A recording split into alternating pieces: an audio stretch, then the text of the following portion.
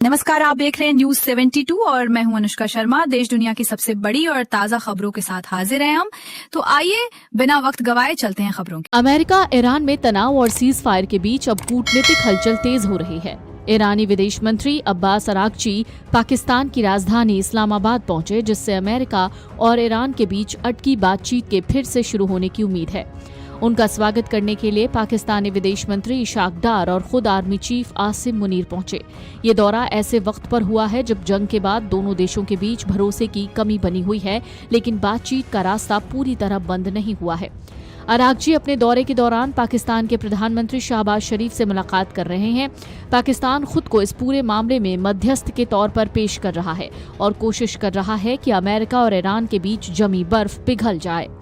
एक रिपोर्ट के मुताबिक 2 प्रशासनिक अधिकारियों ने कहा है कि डोनाल्ड ट्रंप कथित तौर पर अपने मध्य पूर्व के विशेष दूत स्टीव विटकॉफ और सलाहकार जेरेड कुशनर को पाकिस्तान भेज रहे हैं, ताकि वो ईरान के विदेश मंत्री अब्बास अरागची के साथ बातचीत के दूसरे दौर में हिस्सा ले सकें।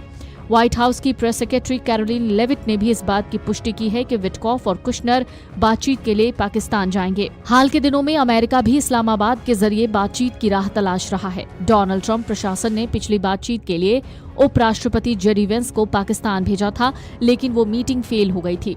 इससे साफ है दोनों पक्ष अब सीधे टकराव से ज्यादा बातचीत के जरिए रास्ता निकालने की कोशिश कर रहे हैं। डोनाल्ड ट्रंप ने संकेत दिया है कि ईरान जल्द ही एक प्रस्ताव पेश कर सकता है, जो अमेरिका की शर्तों को ध्यान में रखकर तैयार किया जा रहा है।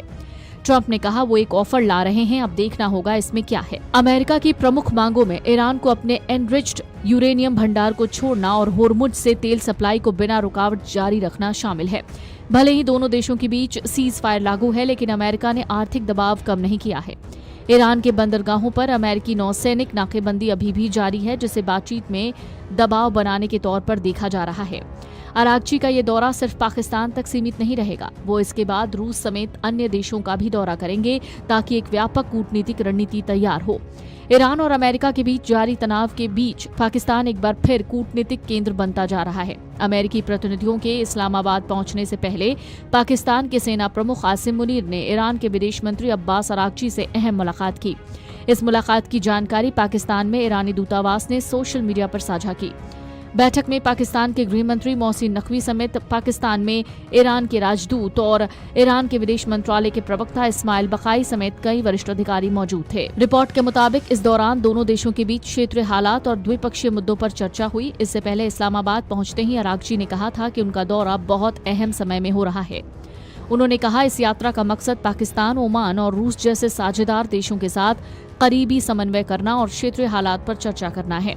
उन्होंने साफ कहा कि ईरान अपने पड़ोसी देशों को प्राथमिकता देता है और मौजूदा संकट में उनके साथ मिलकर समाधान तलाशना चाहता है। इस कूटनीतिक हलचल के बीच अमेरिका की तरफ से भी बड़ी पहल देखने को मिल रही है।